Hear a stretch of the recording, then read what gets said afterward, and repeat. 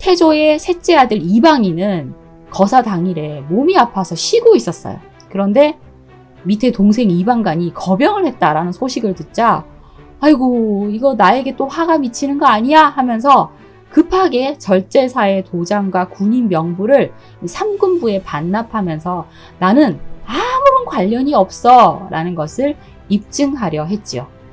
자, 그 무렵 이방원은 이방간의 군사가 외곽으로 나가는 것을 차단하기 위해서 숭인문을 닫게 합니다. 그리고 이지란, 이화 등에게 군사를 나누어 주면서 사방에서 이방간을 포위하도록 지시를 하죠.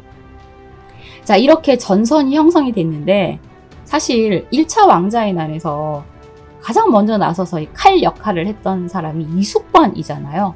그럼 이숙번이 선두에 서 있어야 되는데 이때까지도 없었어요. 그리고 뒤늦게 호둥지둥 막 달려오는 겁니다. 사실 전날 술 마시고 뻗어 있어가지고 상황을 늦게 파악한 거예요. 그래서 이제 그제서야 전가를 받고 전선에 합류를 할 수 있었다고 하네요. 자, 이제 이 선주교가 걸쳐 있는 백천을 사이에 두고 이방간, 이방원의 군사들이 이제 화살을 서로 쏘면서 공방전을 벌이게 됩니다. 그런데 이때도 이방원은 만일 우리 형을 보거든 절대 화살을 쏘지 마라. 어기는 자는 내가 베어버리겠다 하면서 이방간을 해치지 못하게 단속합니다.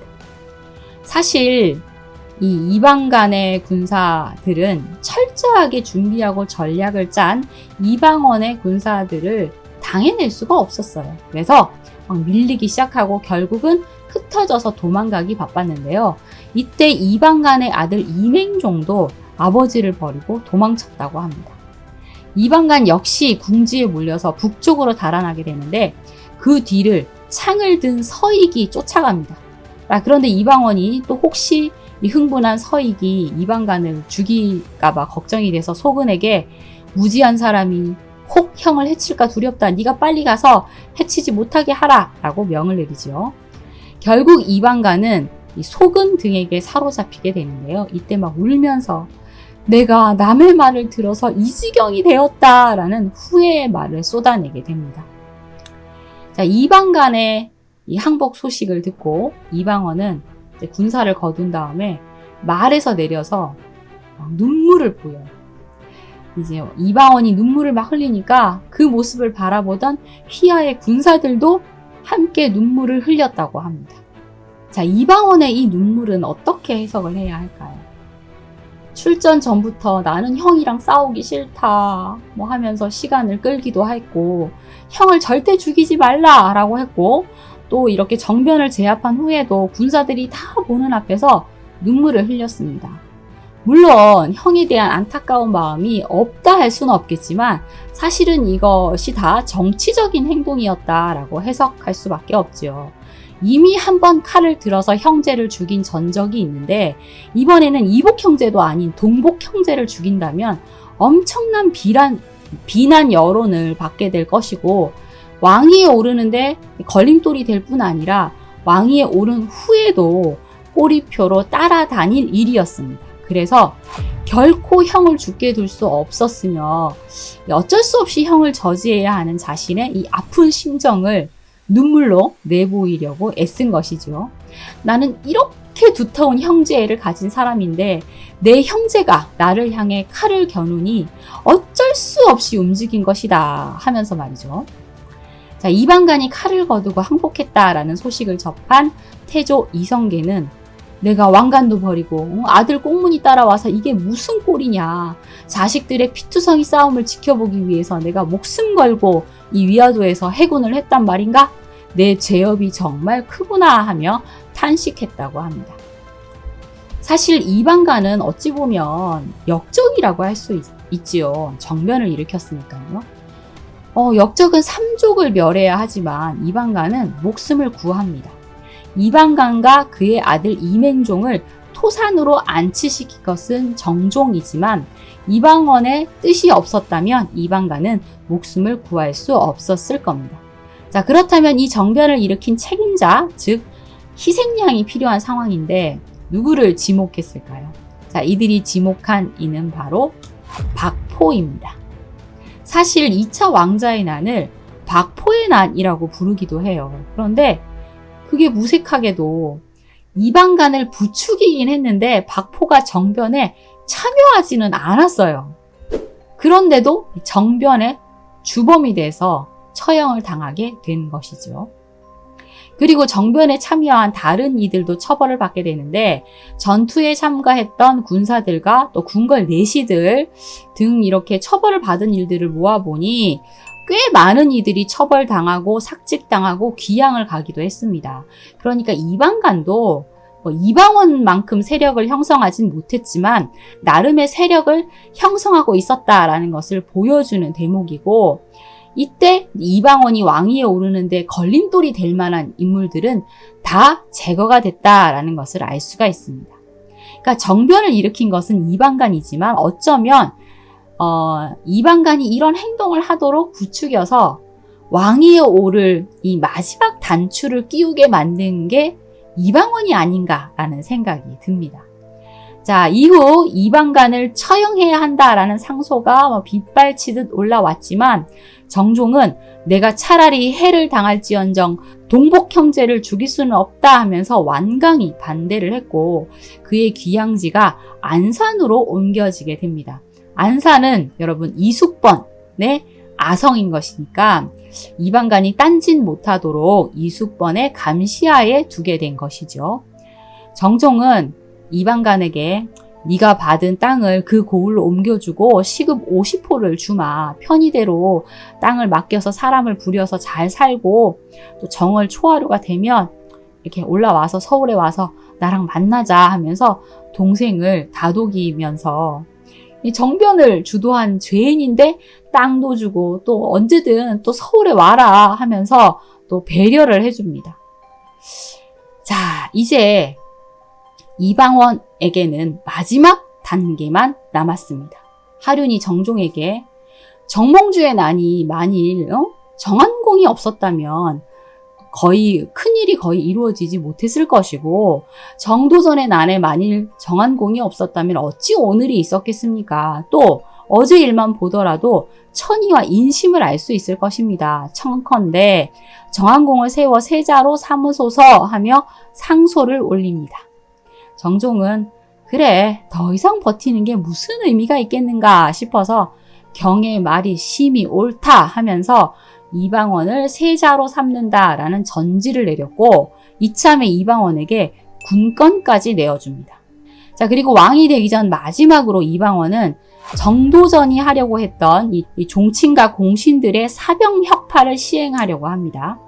1, 2차 왕자의 난을 겪으면서 사병이 얼마나 위험한지를 충분히 느낀 거예요. 사병을 움직여서 난을 일으킨 것이니까요. 그래서 이 사병 혁파를 결심하게 된 것인데 문제는 사병을 거느리고 있는 자들이 모두 이방원의 채측근들이라는 겁니다.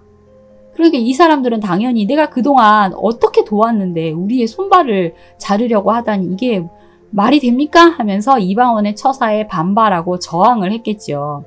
이방원은 거부하는 이들을 파직하거나 지방으로 자천시키는 등 강경한 태도를 보이게 되는데 이 과정에서 조영무가 유배를 가기도 하죠. 제가 조영무 편에서도 이야기한 적이 있었습니다. 자, 이제 이방원을 넘어설 수 있는 이들은 더 없어요. 이방원을 넘어설 수 있는 이들은 이미 다 숙청이 됐어요. 그래서 결국 사병혁파는 성공하게 됩니다. 자, 그리고 그해 11월 13일 정종에게 양의를 받아 이방원이 조선의 제3대 임금 태종이 되죠. 자, 그의 즉위식에서 하륜과 왕비가 된 원경왕후 민씨가 감격의 눈물을 흘렸다고 하는데요. 원경왕후의 이 눈물은 훗날 다른 의미의 눈물로 바뀌게 됩니다. 자, 이방간은 이방원이 왕이 된 후에 여러 곳으로 옮겨지게 됩니다. 계속해서 이방간을 처벌해야 된다는 상소가 빗발쳤지만 태종은 오히려 형이 고생을 좀 많이 한 것 같은데 이제 한양으로 불러들이면 안 될까라는 말을 해서 신하들이 더 크게 반발해서 제주도로 보내야 합니다 라고 외치게 됩니다. 그래서 결국 이방간은 익주로 옮겨졌다가 다시 서산으로 갔다가 또 순천부로 가게 돼요. 한 곳에 오래 머물면 거기서 세력을 키울 수가 있잖아요. 그러니까 여러 곳으로 옮기게 하는 거죠. 자, 그러다가 태종 4년인 1404년 5월 9일 이 순천부는 바닷가에 인접해 있어서 왜구가 자주 침략을 하는 곳인데, 만약 이방간이 왜구와 한패가 되면 이 국가의 우환이 될 수 있습니다. 다른 곳으로 옮겨야 됩니다. 라는 사간원의 상소가 올라와요. 그래서 이 상소를 받아들여서 이방간은 다시 익주로 옮겨 안치됩니다. 그리고 또 세월이 흘러서 태종 7년에 이방간은 다시 완산으로 옮겨지게 되고요. 그리고 또 세월이 흘러서 태종 16년에 이 형조와 대간에서 이방간의 이방간 부자의 죄를 물어야 하는데 그냥 넘어가서 안 된다 하면서 집요하게 계속 또 청을 올립니다. 그래서 태종이 이방간 부자의 공신 노건과 직첩을 몰수하고 그 다음에 충청남도 홍주로 이치합니다. 그러니까 이제 이때쯤에는 태종이 아마 이제 왕위를 충녕대군에게 물려줘야 되는데, 그래도 미비하게나마 형이 위협이 될 수 있는 상황이 올 수도 있으니 그런 상황이 없도록 상황 정리를 해야겠다라는 생각으로 일어난 일이 아닌가 싶습니다. 자, 그리고 1418년 세종이 즉위를 하게 되는데, 또 조선 조정에서는 이방간 부자를 견제하는 움직임이 일어납니다. 사실 이방간은 이미 한갑을 바라보는 나이가 되었으니까 위협이 되지 않죠. 그런데 이맹종은 아직 젊어요.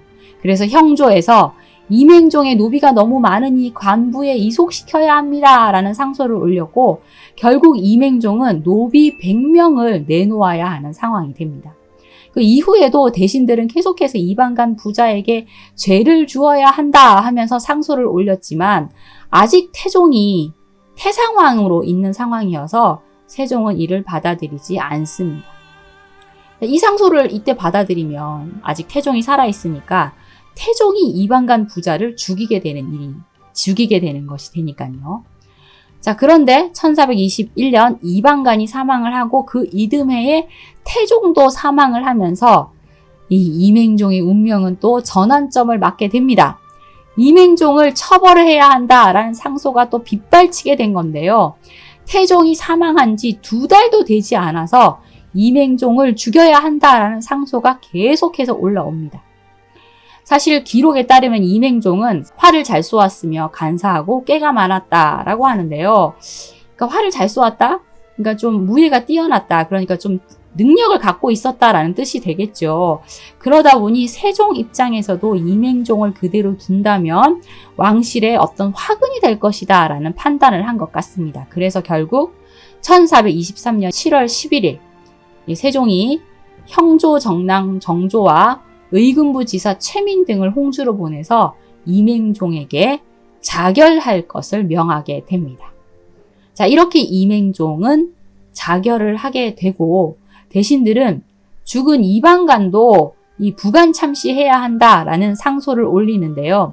세종이 이를 거부했으며 또 이방간의 시집가지 않은 딸과 이맹종의 유가족에게 땅을 주면서 생계를 유지하게 해줍니다. 여러분, 선원록 아시죠? 선원록은 이 태종대에 만들어졌는데, 태조 이성계의 직계 후손들을 기록한 족보입니다. 그런데 태종이 태조의 이복 형제인 이원계, 이화 등을 선원록에 올리면서 후사가 혼동이 될 수 있잖아요. 직계인지 아닌지가 혼동이 될 수 있어서 다시 족보를 만들어요. 그런데 이방간은 퇴출되면서 그의 후손들은 왕족 대접을 받지 못합니다. 이방간의 후손들은 대대로 서산에 거주를 했는데 왕족임에도 군역에 징집되는 등 이 왕족의 권리를 전혀 누리지 못했던 것이죠. 자, 그러자 이 이방간의 후손들은 끊임없이 복권되기 위한 노력을 합니다. 전쟁터로 끌려가서 죽는 이들이 생겨나니 꼭 복권이 되겠다라는 어떤 결심을 했던 거죠. 자, 그래서 이 선조대에 뭔가 복권이 되나 싶은 그런 움직임이 있었지만 선조가 갑자기 사망하면서 또 무산이 되고요. 그 후로도 계속 상소를 올려서 이방간이 사망한 지 300여 년이 지난 후인 숙종대에 정식 왕족으로 복권되게 됩니다. 자, 그제서야 이제 왕족으로서의 대접을 받게 된 것이네요. 자, 오늘의 이야기는 여기까지입니다. 여러분 좋아요, 구독, 알림 설정 잊지 마세요. 지금까지 수다몽이었습니다. 감사합니다.